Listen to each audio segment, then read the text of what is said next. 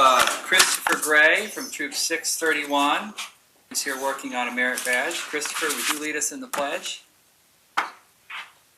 What? Allegiance to the flag of the United States of America and to the republic for which it stands, one nation, under God, indivisible, with liberty and justice for all. Thank you. Please call the roll. Councilmember Irby? Here. Councilmember Page? Here. Councilmember Wasinger? Here. Councilmember Gray? Present. Councilmember Dolan? Here. Councilmember Tracas? Present. Councilmember Harder? Here. Mr. Chair, we have a quorum. Excuse me. I move for approval of the journal of the meeting of January 9th, 2018. Second. All in favor? Aye. Opposed? Motion carries. Journal's approved. We have no bid openings, so we'll move to communications. Mr. Chair, there are no tax compromises this evening, so I'll move to zoning matters. Under zoning matters, item number 1-6 district. Receive, file, and the county council be directed to prepare the appropriate legislation. Mr. Chair, that'll be the same motion for numbers 2 and 3. So ordered. Item number 6 district. Receive and file. So ordered. Moving on to road and bridge matters, Mr. Chair, item number 1-6 district. Receive, file, plan specifications and detailed estimate of cost be approved, and the director of procurement be authorized to advertise for bids as recommended, and a copy of this report be sent to the interested party. Second. All in favor? Aye. Opposed? Motion carries. Moving on to other communications, Mr. Chair, item number 1, 3rd and 7th districts. Receive and file. So ordered. Item number 2, all districts. Receive and file, and that will be the order. Item number 3. Receive, file, and the county council be directed to prepare the appropriate legislation, and that will be the order. Item number 4, 5th and 6th districts. Receive, file, and the county council be directed to prepare the appropriate legislation. So ordered. Item number 5. Same motion, and that will be the order. Item number 6. Same motion, and that will be the order as well. Item number 7, 1st district. Receive, file, and the county council be directed to prepare the appropriate legislation, and a copy of this report be sent to the city of University City. So ordered. Please read the add-ons. No add-ons this evening, Mr. Chair. County executive report. No report. Report special committees. Please hold on the order of business. So ordered. Public forum. We have 5 speakers this evening, Mr. Chair. Thank you. Please approach the podium when your name is called, and give your name and address for the record, and try to keep the comments to 3 minutes. First speaker. First speaker is Gina, and I'm not exactly sure how to pronounce the last name, which I apologize for because I know I asked that last time the speaker was. It's Gina Mintower, Valley Park, Missouri. I just want to say thank you from, I guess, last month for voting to the resolution to keep the St. Louis city-county merger off the statewide ballot. I know it's just a resolution, but there's a lot of animosity. Ms. Irby, I heard you, I guess, at that same meeting say there's a lot of racism going on.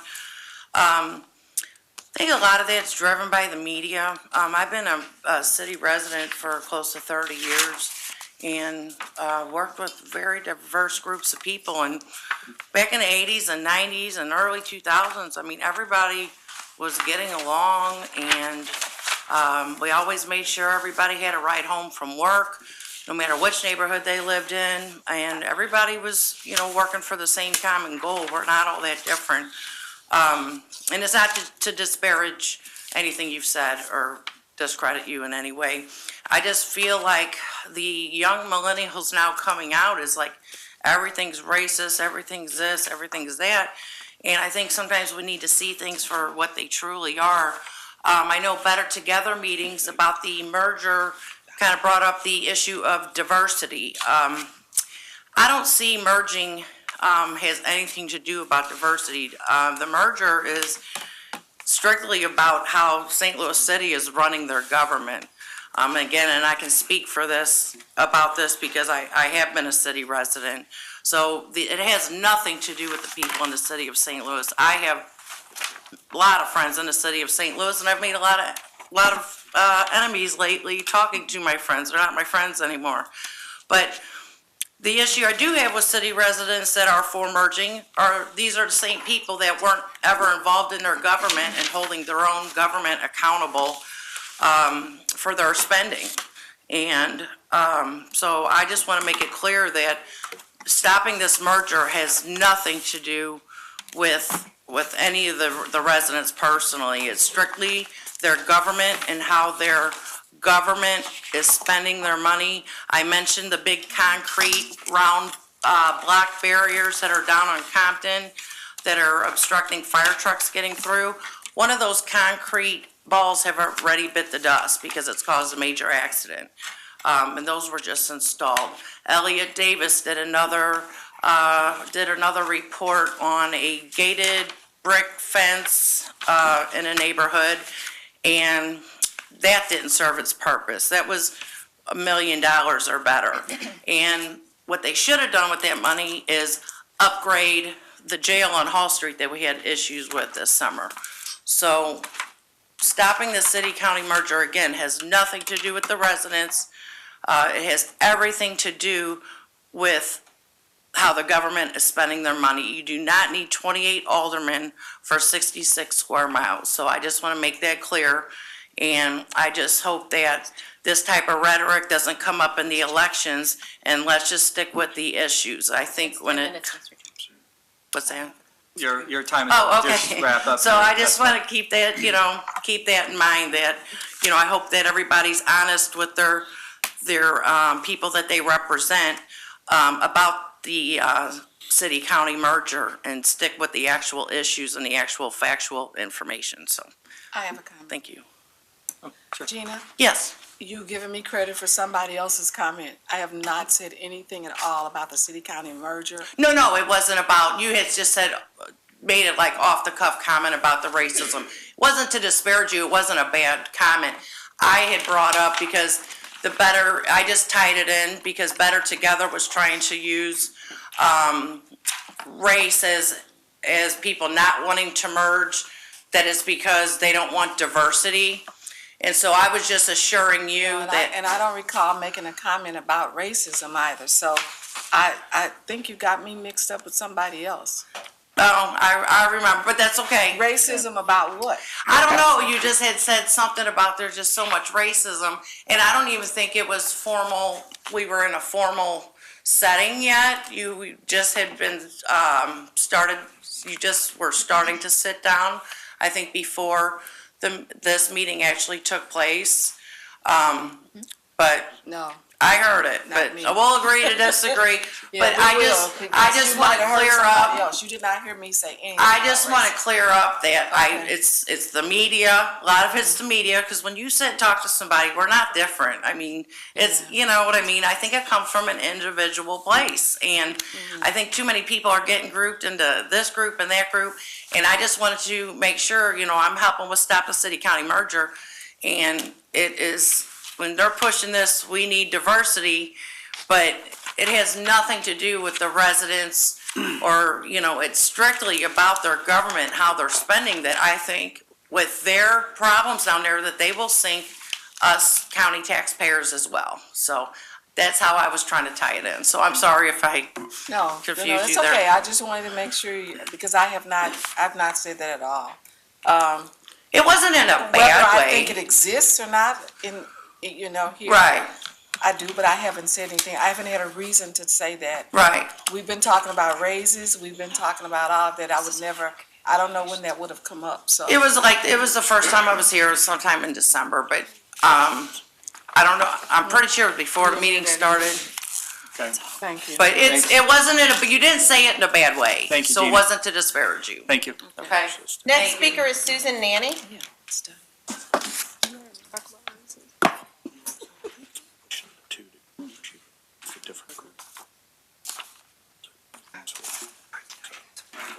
Susan Nanny, 3236 Portis Avenue, 63116. I just wanted to speak for a moment about Tower T driving range. 1 in 10 people age 65 or older are diagnosed with Alzheimer's. And in the United States, every 66 seconds, someone is diagnosed with Alzheimer's. There are 7 stages. My friend Gary is probably in stage 5.5. No short-term memory. I could go on and on. But this time last year, we were shooting pool. He has 7 of his best friends from his elementary Catholic school in Belleville. He would play with them every Wednesday. But he got to where, as people with Alzheimer's do, that he couldn't keep score. He couldn't drive the cart. When people would try, his best friends try to tell him something, he would bristle because it might make him look stupid. And so as things began to fall apart more for him, we had to amp up our time at Tower T. And we were there probably 11 hours a week. I just sit behind Gary and watch him as it's the only piece of dignity I believe that he has left. He can still hit a golf ball, God knows how, 125 yards straight down the middle. And he feels good about that. And there isn't another place I can take my friend to hang out and be that way. And at Tower T, my friend Gary would see golf balls down on the driving range and try to go down and pick them up. And everybody had to yell, get him out, bring him back up because he could get hit. And one morning, the whole place was vacant when we were there. And the cashier, there's 5 of them there, and they're wonderful, said, why don't you let your friend go out and pick up all the balls he wants on the green? So we did that. Gary would also walk up and down this driving range where there are maybe 10 cubbies. And he would stop people right when they were in the middle of a swing and say, time out. And then he'd ask them if they would like to use his golf club. Some people did, some people didn't.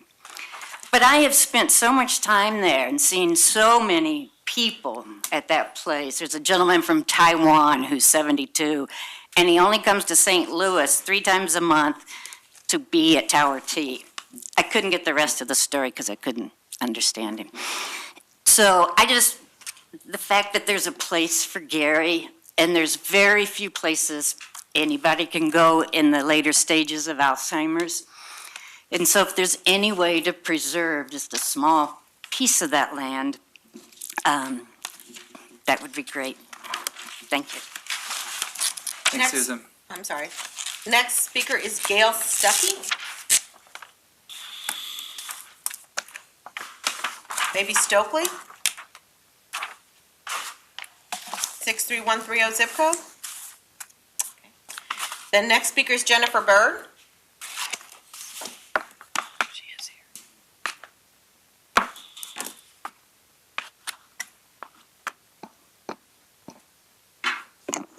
My name is Jennifer Bird. I live at 9244 Laurel Hill Drive in Crestwood, 63126. I appreciate your taking our comments again this evening. And I see Mr. Stenger's not here, so most of those comments are not going to be worth it. I'll save those for later. I'd like to say thank you to Councilman Harder. Once again, I think I mentioned this a while back.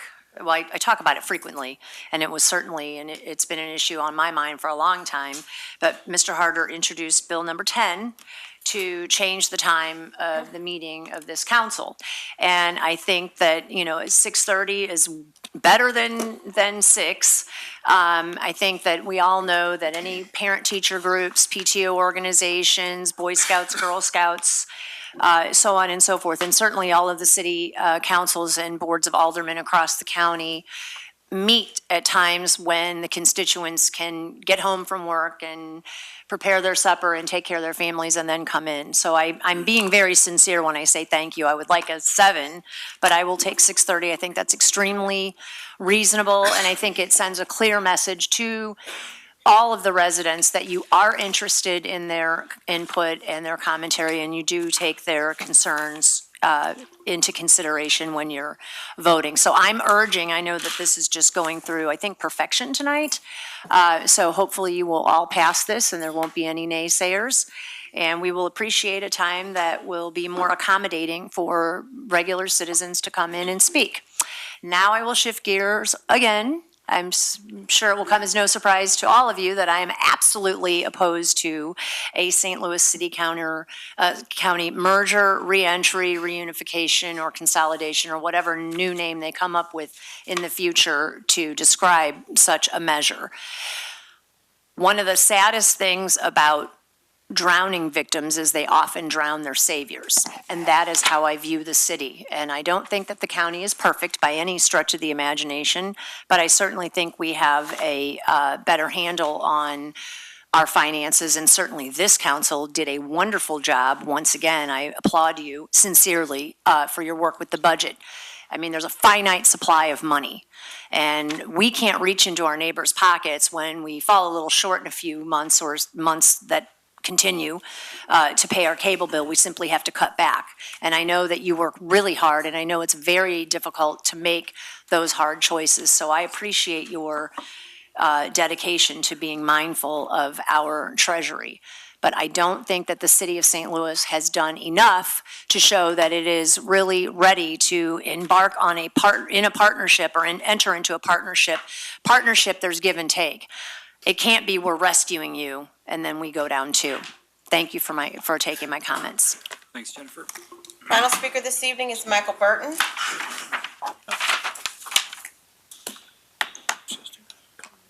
Michael Burton.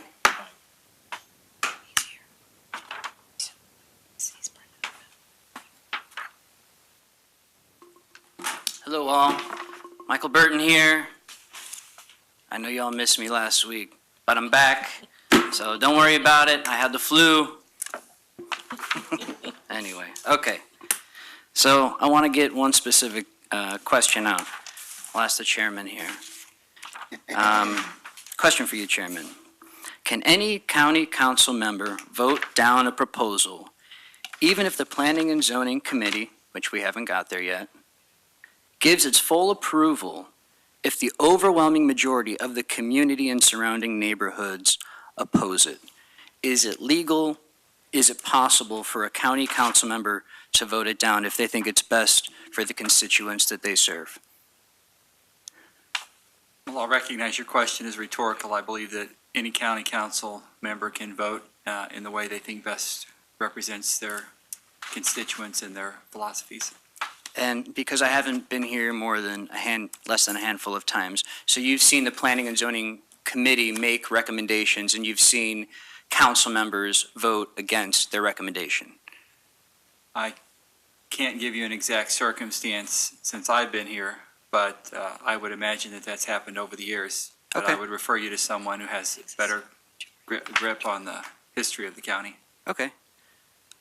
So I spoke to Gail Choate of the Planning and Zoning Committee. And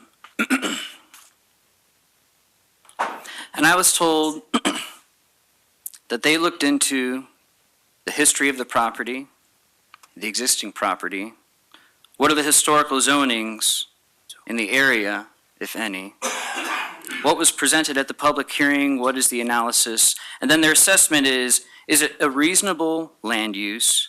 Is the zoning they are asking for reasonable with the surrounding area? The specific use of the property, analysis of the site plan. I was under the impression that they were doing traffic tests, safety tests, all the things that were concerning the safety and traffic issues of the constituents. But when I spoke to her, none of that is in here. She told me that MSD is supposed to do a study on storm and water drainage, that MoDOT comments on traffic and stormwater and road improvement requirements. I asked about other concerns like shifting foundations of homes in the community. I have somebody that's very close to there that across from Walmart, they have a small business there, and they said that their small business feels like it's basically in an ice tray being cranked and they have all these cracks in the walls and they have divots in their floors because of all the construction that was done across Watson Road. So I'm concerned about the safety concerns regarding. That's 3 minutes, Mr. Chair. Okay. Can you wrap up your comments, Michael? Sure. I'm just going to really quickly list some of the things that I have concerns of. Like I said before, ice falling from from radio towers, schools being crowded, water runoff, traffic and traffic patterns, impact on the police and emergency vehicles getting through a 2-lane street when there's going to be 195 more houses, housing values, property taxes going up, like I said, shifting earth and cracking walls, the railroad track that will most likely have to be rebuilt, who's going to pay for that?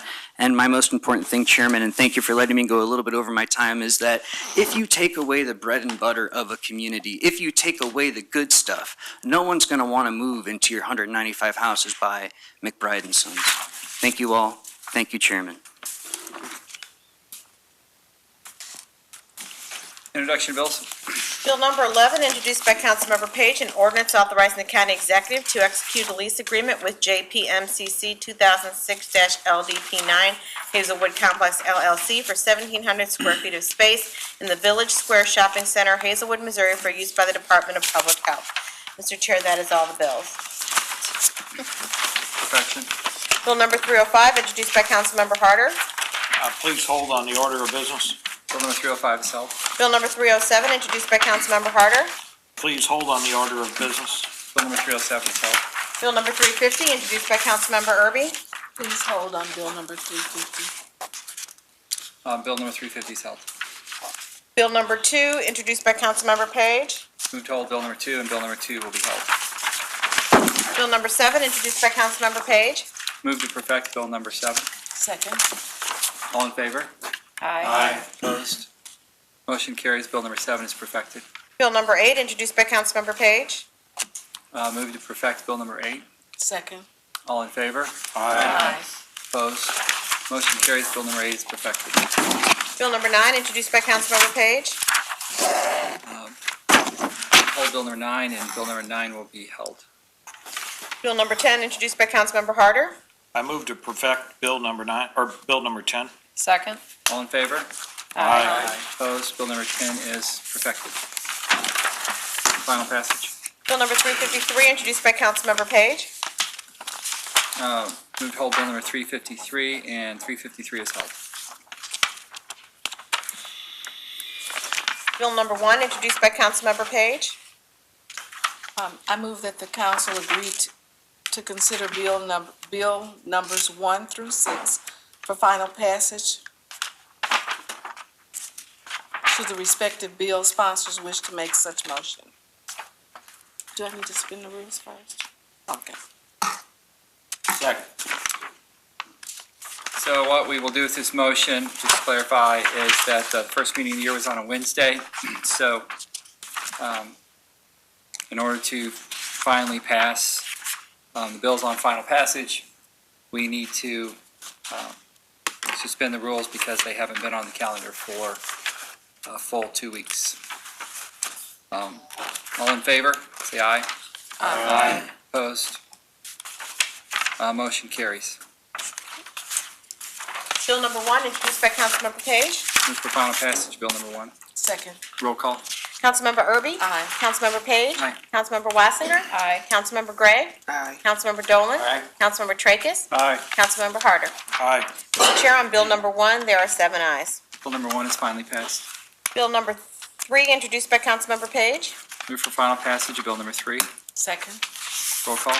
Councilmember Erby. Aye. Councilmember Page. Aye. Councilmember Wassinger. Aye. Councilmember Gray. Aye. Councilmember Dolan. Aye. Councilmember Tracus. Aye. Councilmember Harder. Aye.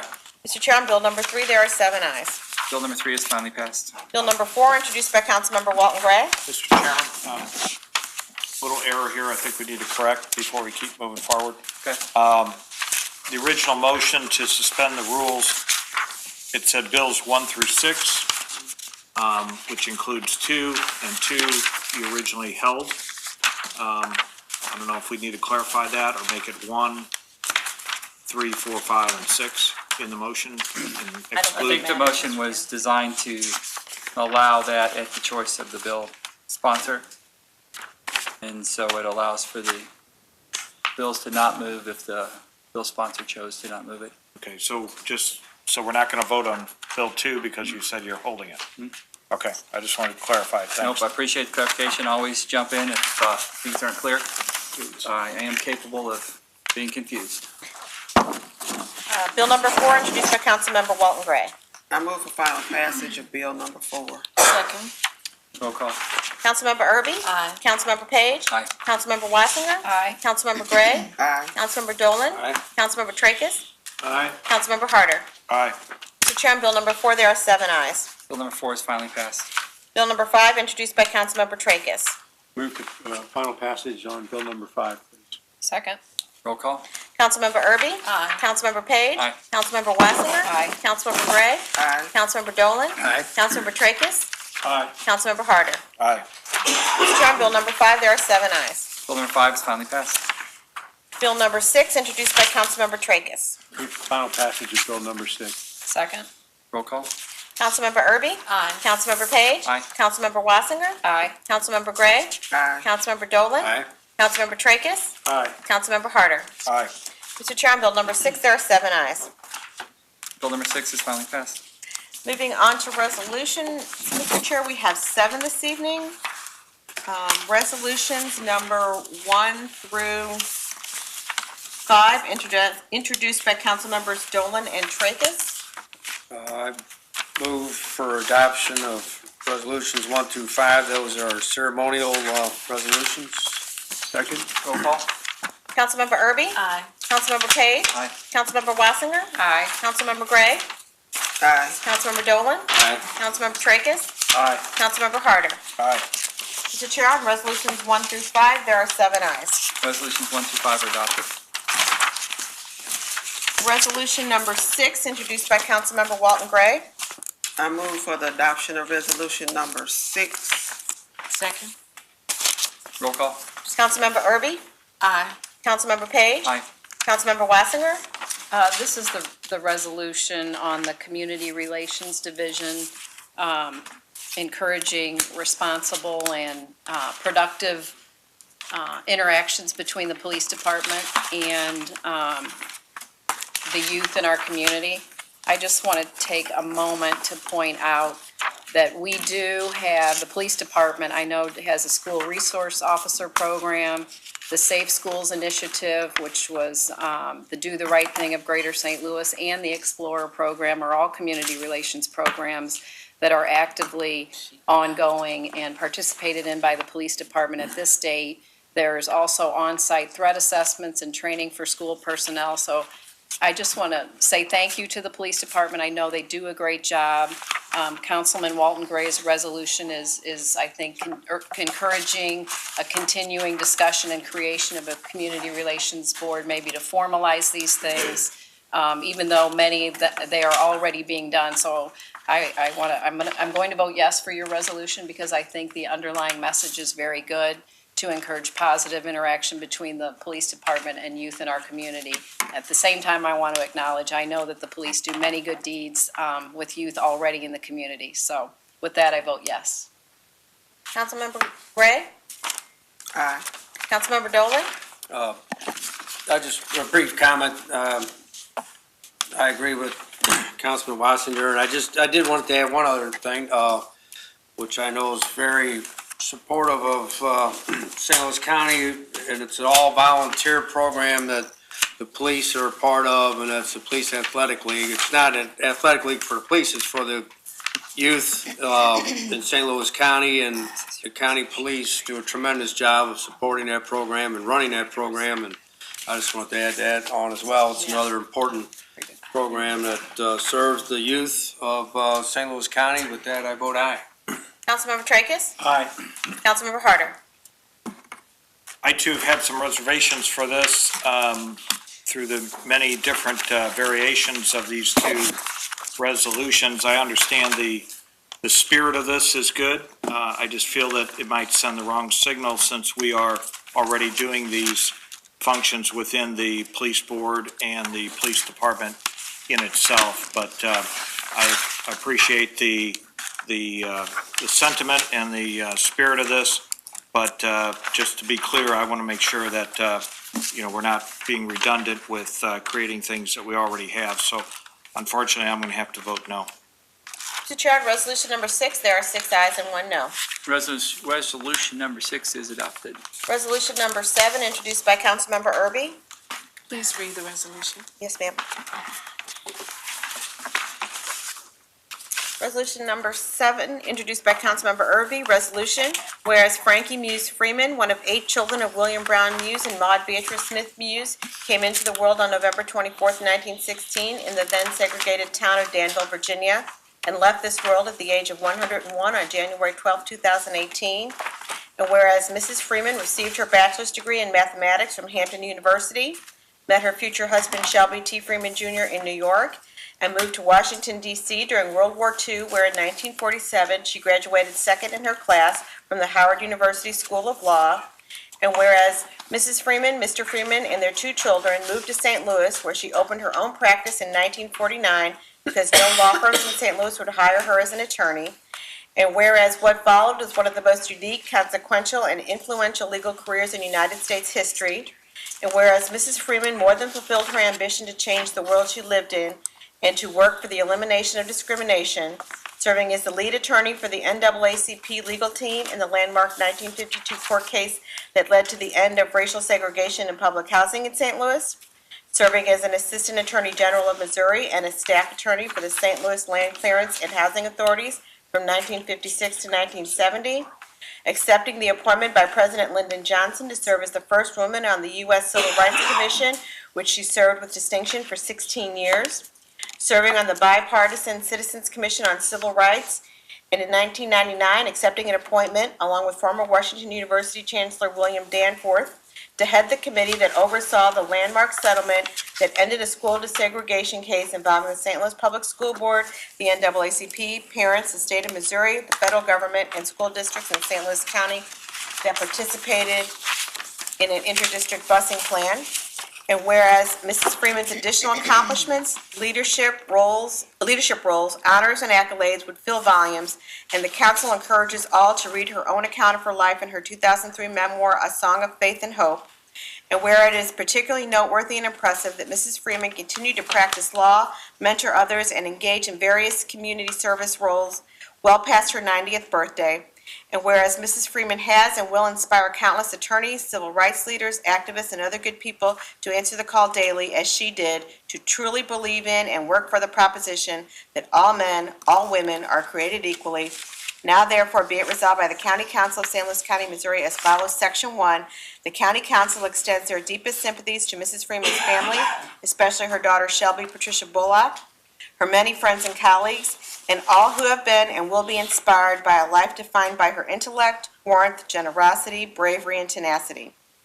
Section 2, the Administrative Director shall send a certified copy of this resolution to Mrs. Freeman's family as a token of the Council's admiration for an unparalleled life well lived. I move to adopt resolution number 7.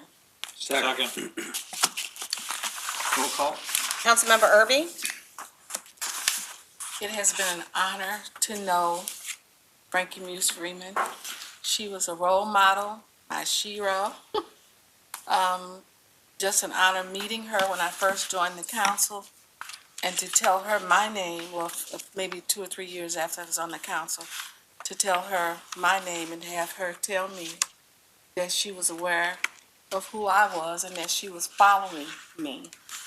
That was one of the greatest honors I've ever had since I've been on this council. She will be missed. She has left a legacy, and with that, I vote aye. Councilmember Page? Aye. Councilmember Wasinger? Aye. Councilmember Gray? Oh, yes, Attorney Freeman was actually my dad's law partner when he first passed the bar and became an attorney. So I was pretty young then. So I've known her, and then I've watched her for a long time, all throughout my years growing up. So as a civil rights activist and as a great attorney. So she will be missed, and I appreciate the resolution. And I vote aye. Councilmember Dolan? Thank you, Councilman Irby, for doing this. I had the privilege and honor to meet Mrs. Freeman more than once, but actually sit down and have a personal conversation that I'll never forget. She was truly, as it says in here, inspiring and a true icon for our region and for the whole country. So it was a privilege to, I don't know her as well, obviously, but I did get to meet her, and she will be missed, as it's been stated, so aye. Councilmember Tracus? Thank you, Councilwoman. Mrs. Freeman is a beacon.